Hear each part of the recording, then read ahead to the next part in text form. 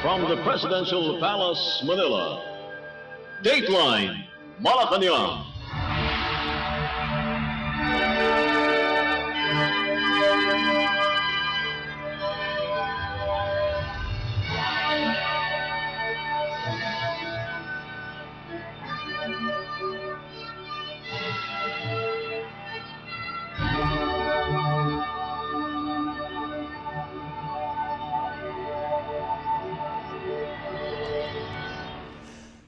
Good day.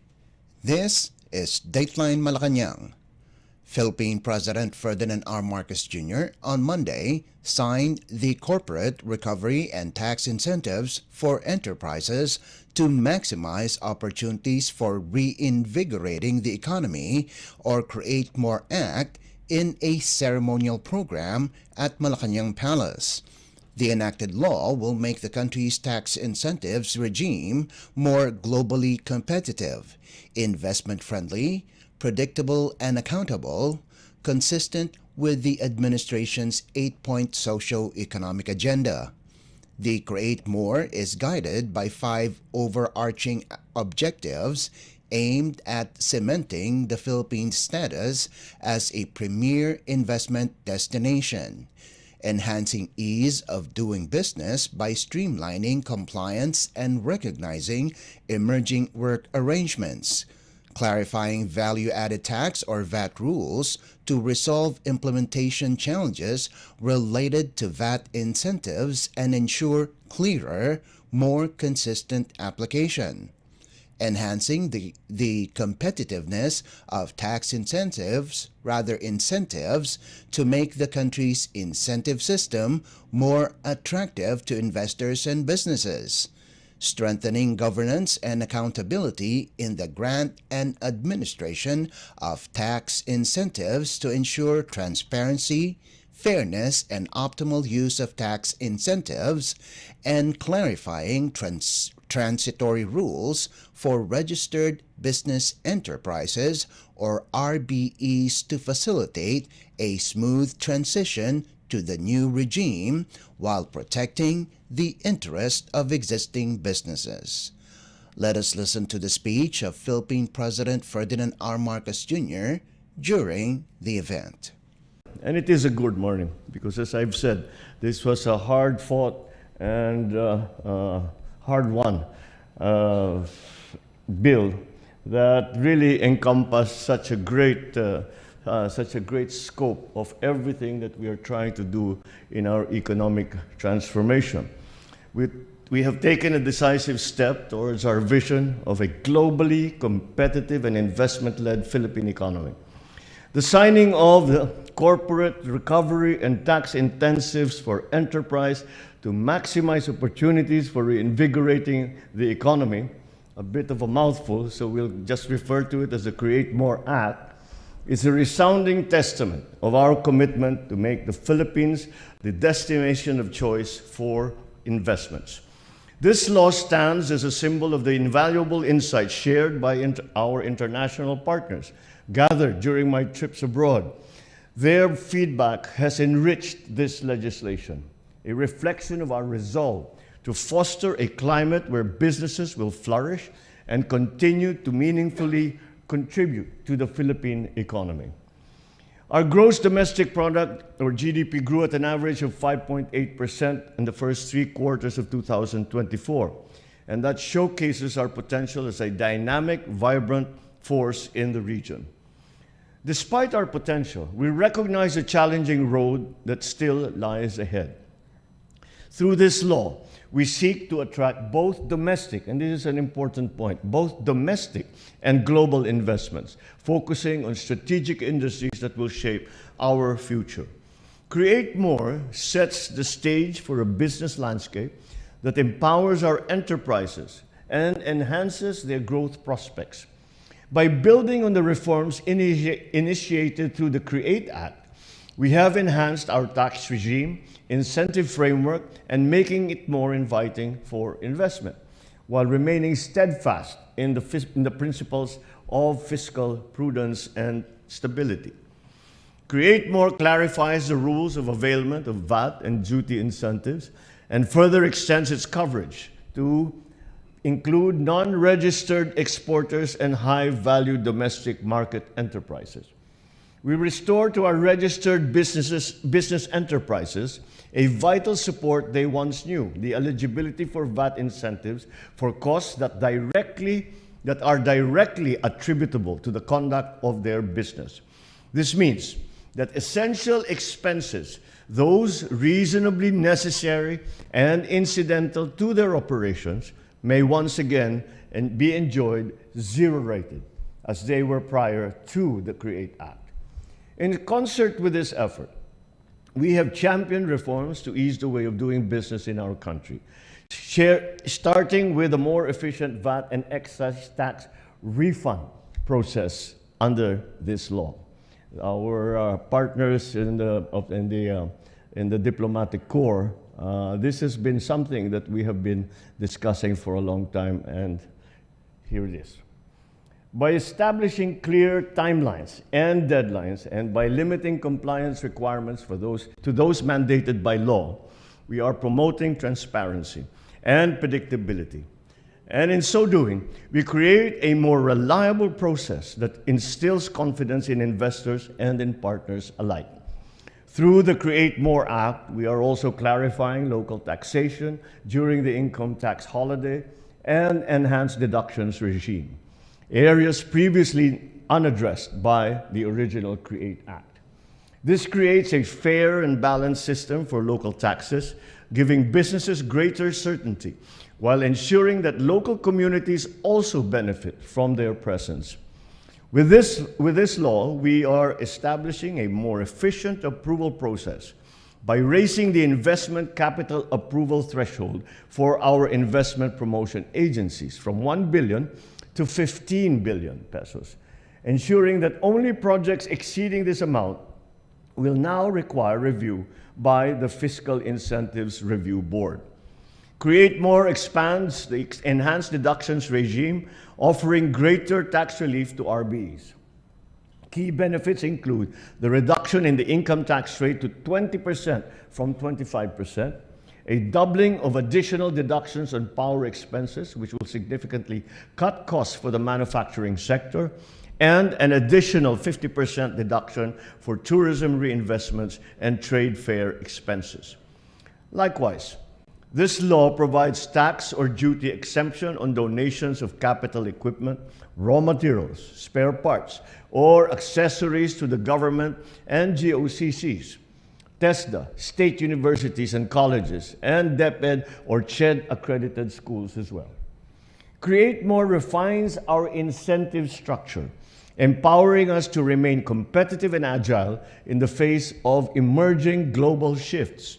It provides flexibility in the grant of fiscal and non-fiscal incentives, offering registered businesses the option to directly avail of the special corporate income tax rate or the enhanced deductions regime at the start of commercial operations. In recognition of emerging work arrangements globally, this legislation also provides RBEs the flexibility to implement work-from-home arrangements for up to half of their workforce, all without jeopardizing their eligibility for incentives. By doing this, we position the Philippines as a forward-thinking, agile economy, one that is ready to meet the demands of the digital age. Finally, to honor incentives previously granted, this law authorizes businesses established before the CREATE Act to continue enjoying their national and local benefits, including VAT and duty incentives, until 2034. They also have until the end of 2024 to register and avail of the incentives under the CREATE Act. As we open new doors of opportunity, we drive businesses to reinvest their capital, build upon the workforce, and initiate a ripple effect that will be felt across generations. This will not be possible without the expertise of our legislators who work tirelessly to refine Create More's provisions and to ensure its timely passage. We cannot emphasize enough the important role of the business sector in shaping this law. Your feedback has been essential in our efforts to craft policies that make our country truly competitive on the global stage. Create More is tangible proof that we hear and respond to the voices of the business community. This reaffirms our commitment to work hand in hand with enterprise, continually seeking avenues to make your investments grow and prosper. To our investors and development partners, let this be our pledge. The Bagong Pilipinas continues to foster an economy where businesses and investments remain at the heart of our progressive development. You just heard Philippine President Ferdinand R. Marcos Jr. Dateline Malacañang.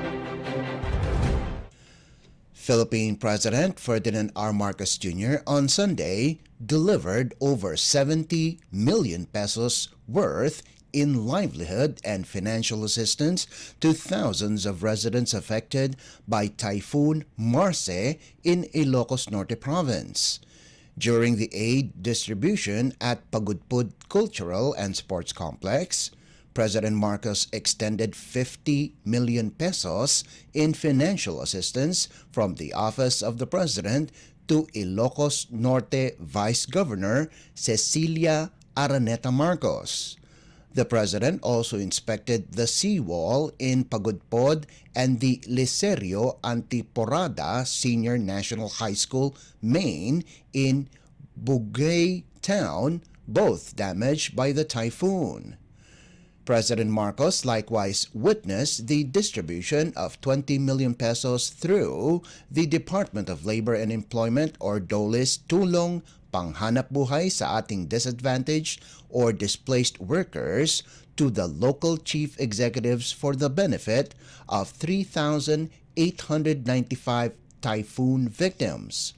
The chief executive also witnessed the distribution of food packs from the Department of Social Welfare and Development or DSWD, along with some rice seeds from the Department of Agriculture or DA, and other assistance from the Philippine Charity Sweepstakes Office or PCSO. Pagudpud Mayor Rafael Ralph Benemirito received 6.54 million pesos for 1,273 beneficiaries, and Pasukin Mayor Ferdinand Aguinaldo, Vintar Mayor Richard Degala, and Bacara Mayor Nicomedes de la Cruz Jr. received 3.21 million pesos each. The assistance will benefit 625 beneficiaries from each locality.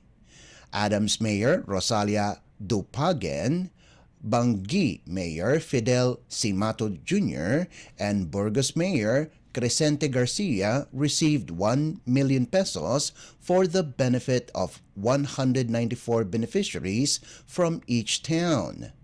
Dumalneg Mayor Francisco Espiritu Jr. received 847,440 pesos for 165 beneficiaries. The National Disaster Risk Reduction and Management Council, or NDRRMC, reported that 2,903 families, equivalent to 9,340 individuals, were affected by Marce in Ilocos Norte Province. A total of 540 families, or 1,635 individuals, are in evacuation centers. Let us listen to the speech of Philippine President Ferdinand R. Marcos Jr. during the event. Galing lang kami sa Bugay sa Cagayan at malakas din ang tama at ang naging problema nitong bagyo nitong Marce, hindi gaano ang baha, hindi gaano ang tubig. Ang problema yung malakas na hangin. Kaya't mabuti naman hindi tayo tinamaan kagaya ng sa Cagayan, sa Bugay talagang napakaraming nasira, pati mga hindi lamang mga infrastructure, kung hindi ang mga bahay na yung mga bubong ay linipad. Kaya dito parang ganun din, pero hindi kasing bigat nung aming nakita sa Cagayan. Kaya magpasalamat tayo. Ito po ay makikita ninyo kung yung aking sinasabi, hindi lamang isang departamento ang magbibigay, ang kailangan tumulong kapag meron tayong mga disaster na ganito. Kaya kung titignan po ninyo, itong bigas, galing po ito sa Department of Agriculture. Itong ating mga food pack, galing po ito sa DSWD. Meron pang mga seedling, galing naman yan sa DA. Yung nakikita ninyong puti, that's a sanitation kit, galing naman yan sa PCSO. Kaya pinagsasama-sama namin lahat ng may kakayahan na tumulong para sila ay tumulong. Isasama ko na rin doon, hindi lamang ang mga ahensya ng gobyerno, ngunit kailangan din natin magpasalamat at alalahanin ang mga kaibigan natin sa private sector. Kasi naman, kitang-kita mo ang ugali ng Pilipino.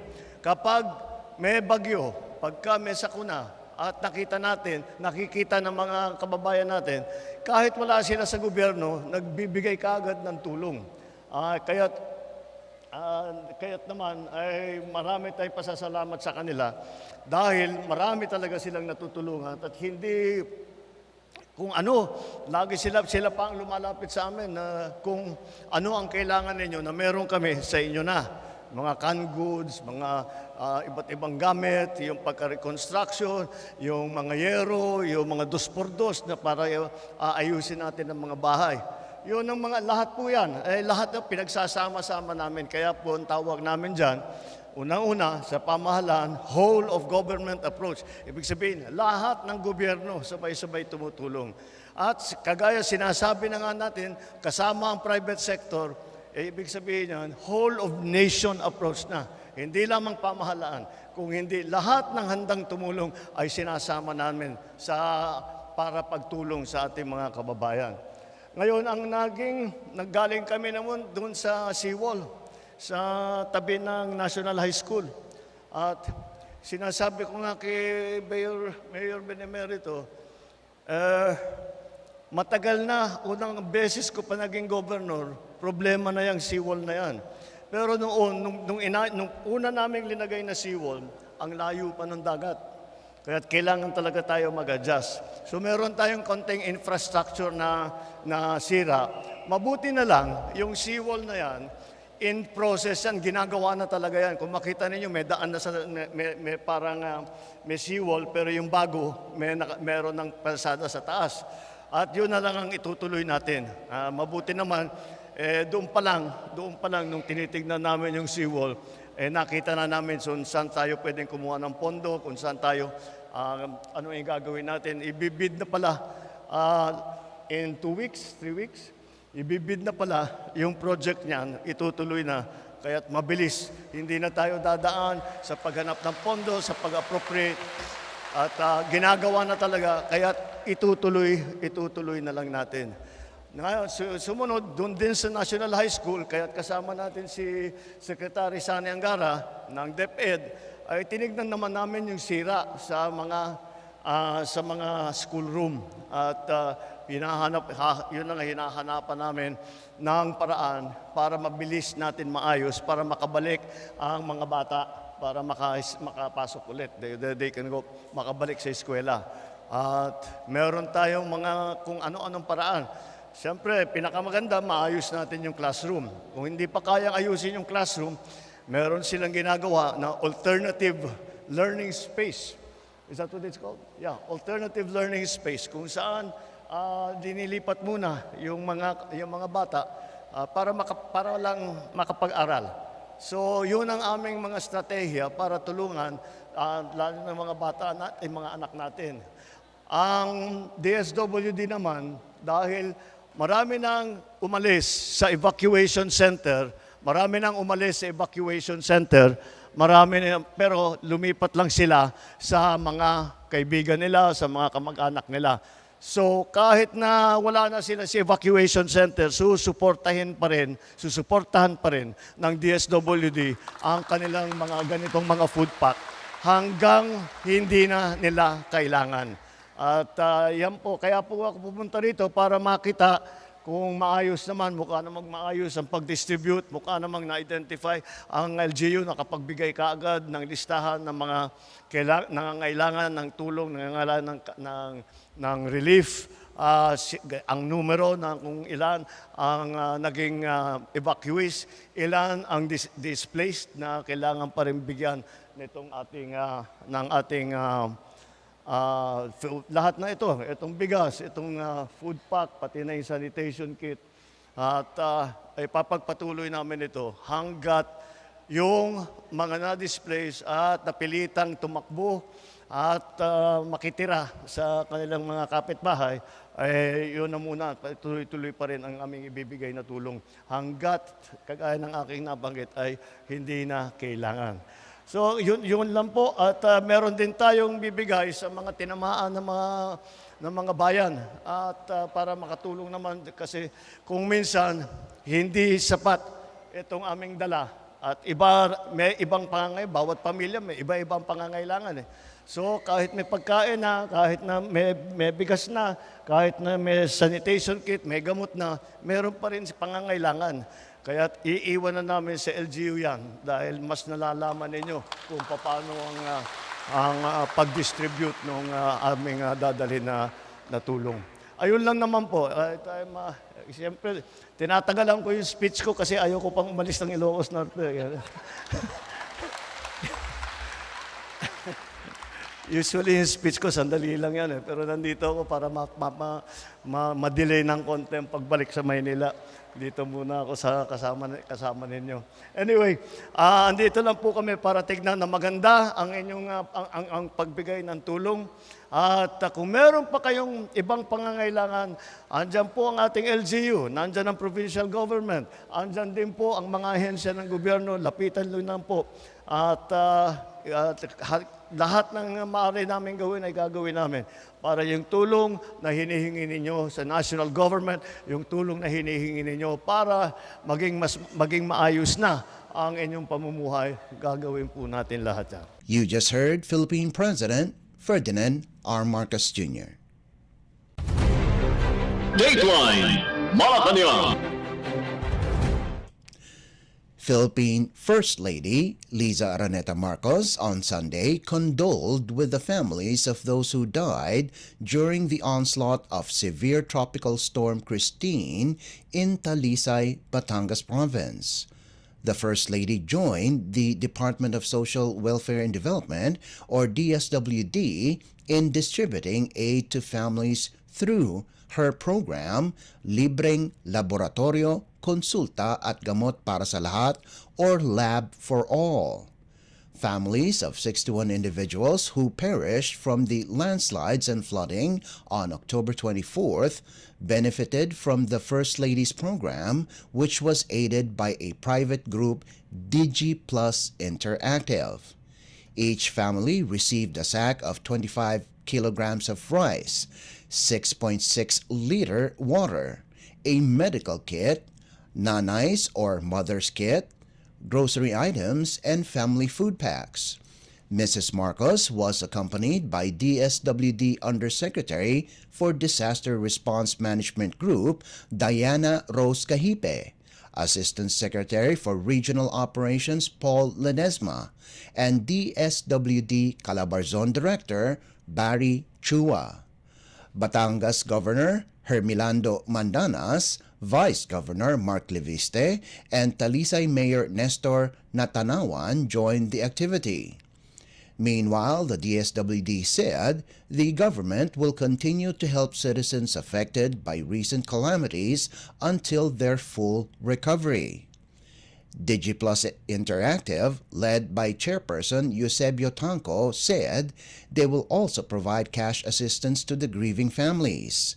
The families already received 10,000 pesos in burial assistance from the DSWD during the visit of President Ferdinand R. Marcos Jr. and DSWD Secretary Rex Gatchalian on November 4th.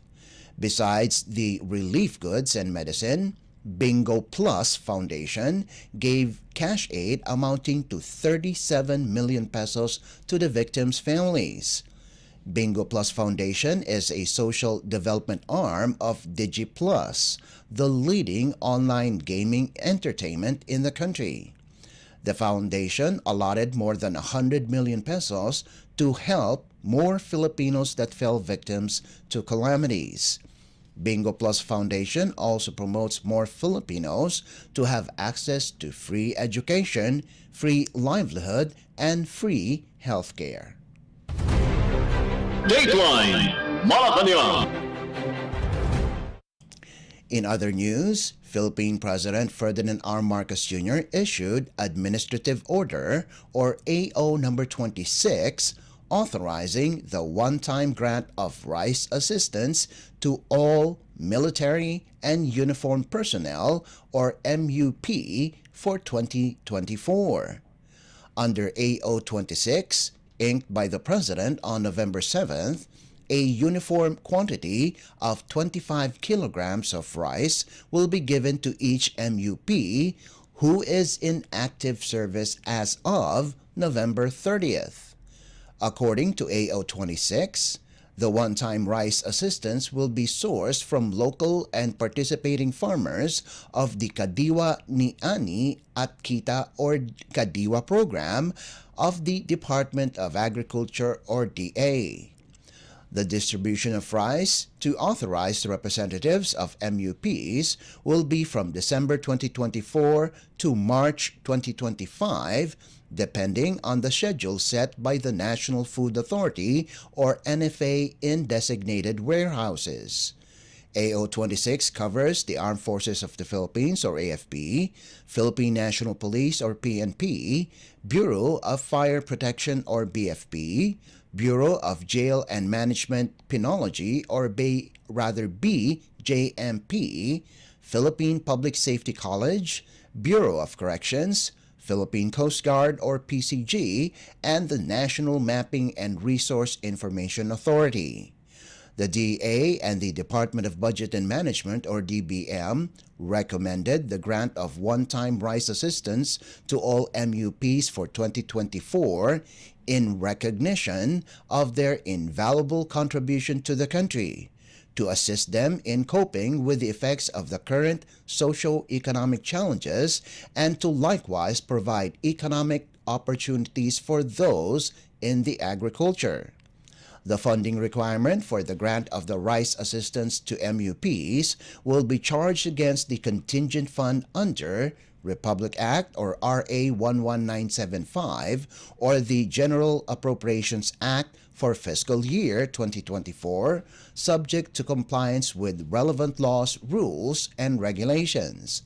Within 15 days from the effectivity of AO 26, the DA and the DBM, in consultation with the NFA, are mandated to formulate and issue the necessary rules and guidelines for the effective implementation of the order, including the efficient and effective mechanisms for the distribution of the above-mentioned rice assistance. AO 26, a copy of which was made public on Saturday, takes effect immediately following its complete publication in the Official Gazette or in a newspaper of general circulation. Dateline Malacañang. A House leader on Sunday said Philippine President Ferdinand R. Marcos Jr.'s focus on digital reforms and infrastructure is driving growth in Filipinos' online purchasing power. In a press release, House Information and Communications Technology or ICT Committee Chairperson and Navotas Representative Toby Tiangco attributed the growth in digital transactions to the President's prioritization of information technology as a key economic pillar.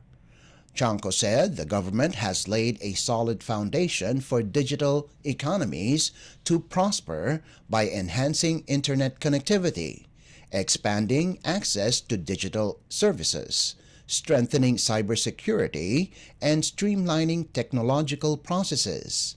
He also noted that effective inflation management, improved public-private sector collaboration, and a drop in unemployment have supported demand for digital services. The legislator cited the latest Economy Southeast Asia or C report from Google, Temasek, and Bain and Company, showing that the Philippines' internet economy posted the highest growth rate among 6 Southeast Asian countries. Additionally, data from the Bangko Sentral ng Pilipinas or BSP revealed that digital payments accounted for 52.8% of retail transactions in 2023, up from 42.1% in 2022. Chanco thanked private sector partners for supporting the government's mission to position the Philippines as a significant player in the global digital economy. He urged the Department of Information and Communications Technology or DICT and the National Telecommunications Commission or NTC to intensify measures against cybercrime, warning of the rise in sophisticated text scams. Chanco further advised the public to remain vigilant against scams disguised as legitimate e-wallet advisories. Dateline Malacañang. In other news, the bloodless anti-illegal drug campaign of Philippine President Ferdinand R. Marcos Jr. is more effective compared to the bloody war on drugs of the past administration. According to Quad Committee Lead Chair Robert Ace Barbers, if this were to be based on the data provided by the Philippine Drug Enforcement Agency or PDEA, Philippine National Police or PNP, and National Bureau of Investigation or NBI, Marcos Jr.'s administration was able to seize more drugs and death from legitimate operations are lower. The administration of President Marcos has confiscated 49.82 billion pesos worth of illegal drugs from 2022 up to 2024, compared to the 25.19 billion pesos between 2016 to 2018. Barber said the recent drug seizures were almost double the value of drugs seized during the previous administration's first 2 years in office, indicating that the larger volume and variety of drugs seized under the current dispensation was due to enhanced intelligence and operational precision, focusing more on major drug trafficking networks rather than street-level dealers.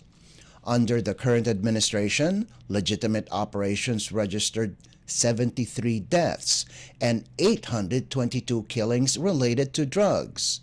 This is way lower than the more than 20,000 deaths recorded in the first 2 years of the Duterte administration. According to Barbers, the lower number of casualties suggests a shift toward more targeted, less lethal anti-drug law enforcement. This shift, Barbers added, from bloody to bloodless drug war reflects the current administration's potential emphasis on minimizing violence while still vigorously pursuing drug-related crimes. Also, during the first 2 years of President Marcos Jr.'s term, 122,309 individuals, including 7,364 high-value targets or HVTs, were arrested compared to the 6,000 HVTs during the first 2 years of the previous administration. Dateline Malacañang. Philippine Senate President Cheese Escudero maintains that the country should be ready to address possible changes in the United States policy under the leadership of newly elected President Donald Trump. Escudero pointed out that Trump is known to be true to his word. That's why the Philippine government should prepare, especially since a number of planned policies by the U.S. president will affect the country and the Filipino people. Among these changes is the mass deportation that will affect around 300,000 Filipinos in the U.S. The national government should also prepare for the possible increase of the dollar value, which will result from trade policy changes by the Trump administration. The Senate President said that if this comes to fruition, the Philippine peso will weaken and the country's foreign debt will increase. Escudero added that when it comes to the security front, the Philippines should review the country's relation with the U.S. and prepare for possible changes in the U.S. government's position. Dateline Malacañang. And finally, Pope Francis has appointed a Filipino priest as new auxiliary bishop of Melbourne, Australia, in the name of Father Rene Ramirez, a Rogationist missionary priest from Gapan City, Nueva Ecija Province. According to a report published by CBCP News, the 55-year-old Father Ramirez currently serves as a parish priest of St. Mel at St. Malachy in Shepparton. Father Ramirez finished philosophy at Adamson University in Manila and has a master's degree in educational management from De La Salle University, including a licentiate in spirituality from the Pontifical Gregorian University in Rome, Italy. He was anointed priest in 1998 and since then have been active in various capacities of the Church, including different responsibilities at the Rogationist Fathers Seminary in Cavite Province and Parañaque City. He also served as parish priest of the Holy Family in Maidstone, Braybrook in Melbourne before his current assignment. Father Ramirez, along with Father Thin Nguyen of Vietnam, were both assigned to help Archbishop Peter Comensoli in heading the Archdiocese in Melbourne, which has around 1.2 million Catholic devotees. Their ordination is scheduled to be held on February 1st, 2025 at St. Patrick's Cathedral in Melbourne.